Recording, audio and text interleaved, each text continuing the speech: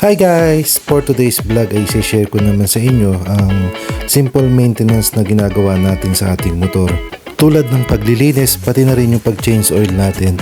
At yung alikabok na nakikita nyo guys ay isang linggong duty natin yan sa quarry. Hindi talaga maiiwasan na maalikabok sa pinapasukan natin trabaho. At dyan nga guys ay nakalag na natin yung drain plug. Hinihintay na lang natin na matiktik yung langis na natitira sa makina. At dyan nga guys ikinalag na rin natin yung oil filter natin dahil washable naman para mahugasan natin. At after natin mahugasan yung mga yan ay bo-blower naman natin para sure na ma-drain natin yung mga lumang langis na naiwan doon sa makina. At kung may maiwan mang konti ay okay na yun. At pagkatapos natin linisin yung lalagyan ng oil filter ay babalik na natin guys. May guide naman yan para maibalik natin at hindi natin maibabalik yan kung mali yung pagkakakabit natin. At dyan nga guys, ikinakabitan natin yung cover ng oil filter at hinihigpitan para siguradong walang tatagas. After natin maibalik, ibabalik naman na natin yung drain plug doon sa ilalim.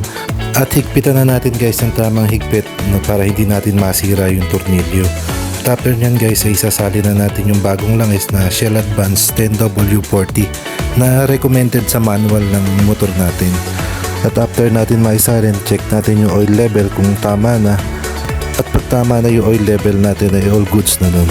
Ligpitin na muna natin guys yung mga pinagamitan natin na nag-change oil tayo.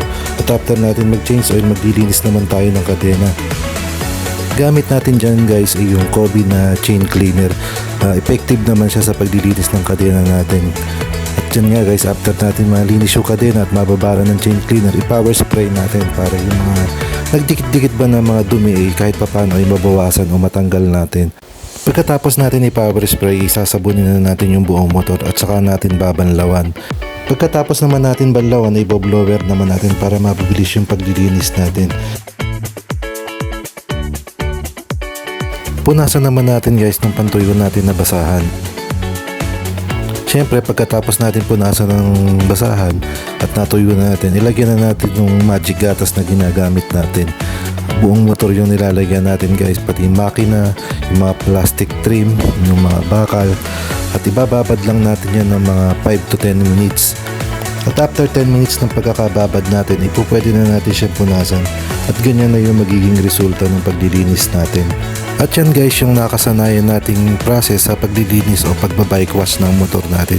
Pati na rin yung mga simpleng maintenance na kaya nating gawin. That's all for today's video guys. Thank you for watching. Stay safe and God bless.